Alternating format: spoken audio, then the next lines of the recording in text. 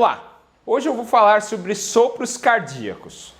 Você já deve ter ouvido alguém falar que tem um sopro no coração. Pois bem, o que é o sopro cardíaco? É um barulho anormal que é ouvido durante o exame físico cardíaco, normalmente com o uso do estetoscópio. Esse ruído é por causa de um sangue turbulento dentro ou perto do seu coração. Um sopro pode estar presente ao nascimento, o chamado sopro congênito, ou pode se desenvolver ao longo da vida. O sopro não é uma doença propriamente dita, mas pode indicar um problema cardíaco.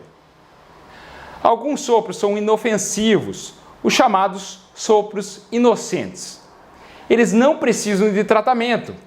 Acontece durante a gravidez, na febre, ao hipertireoidismo, em fases de crescimento da criança. Mas outros sopros podem precisar de exames mais aprofundados para nos certificarmos que não existe uma doença subjacente mais séria, necessitando de acompanhamento ou até mesmo de cirurgia. Podem advir de alguns defeitos congênitos, como a CIA ou a CIV, problemas de válvulas, tanto estenoses quanto insuficiências, podem ser só uma calcificação da válvula, ou também febre reumática, endocardite, tumores e miocardiopatia hipertrófica. Quais são os sintomas? Tudo vai depender se existe ou não um problema e qual a sua gravidade. Se você tiver um sopro inocente, não terá outros sintomas, podendo ficar despreocupado. Mas alguns sintomas podem indicar um problema cardíaco.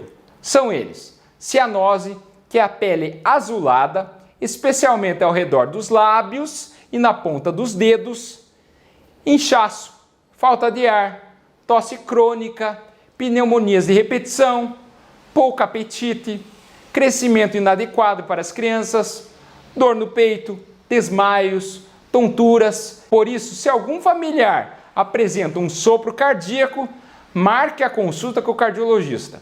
É ele que vai falar se existe algo para se preocupar e qual a sua gravidade. Meu nome é André Vambier, cardiologista. Esse é o cardiodf.com.br. Entre no nosso site, curta a nossa página no Facebook e compartilhe com seus amigos. Muito obrigado!